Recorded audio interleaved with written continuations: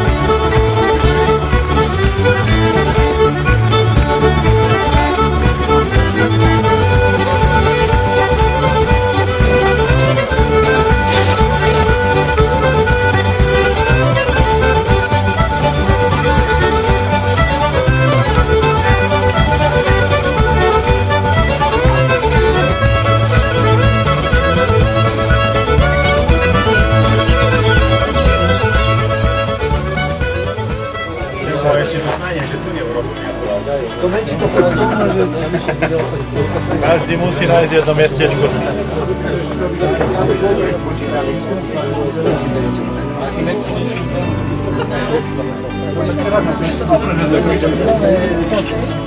A kde máme našu turistu?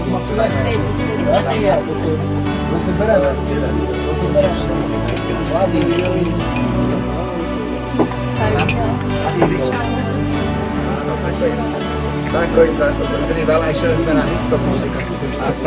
Až človek prišli domů, to je ešte kouz, nie? Svetý osvet poprav, Isus živorobi, život daroval. Voskresne dvojí raz točacia vrazy jeho, i da výža do lica jeho nenavidější jeho.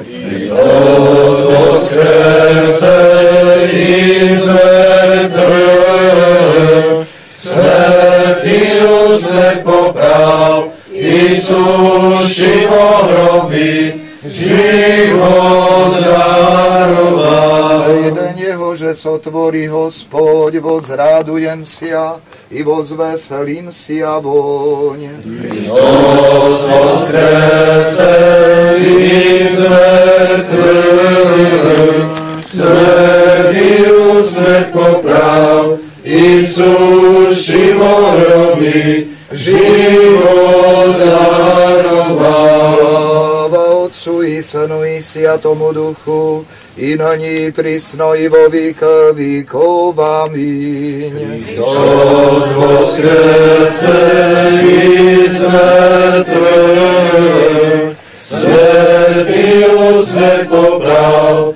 Isus živorobi, život daroval. Hospody pomiluj, Hospody pomiluj, Hospody pomiluj, Vladrko blahosloví.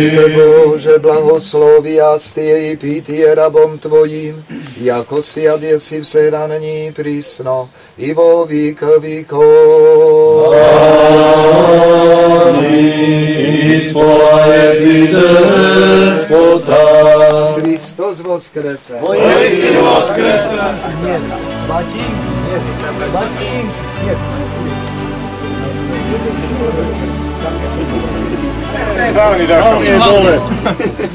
Ale je to z tejto hrudy už to víno, čo sú tie vinici? Nie.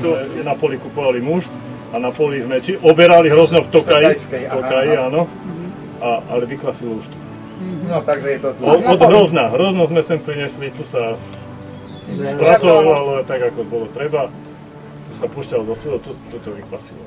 Najkvalitnejšie vinohrady vo viničkách sú na riolitovom podloží. Len pivnice sú v tufe. A tu sa snúbi všetko.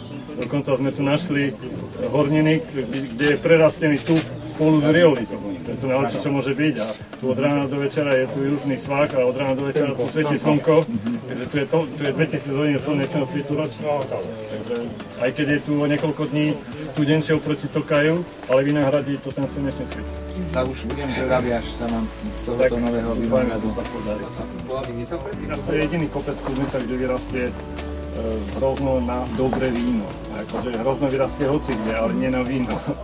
Ale tento kopec je otočený na juh a má také kvalitné podložie, že tu sú vynikajúce ako podmienky aj na tokajské vína, aj na iné vína. A dopatrali sme sa v minulosti v nejakých archívoch, že v roku 1866 bol vinohrad a pivnica, táto pôvodná.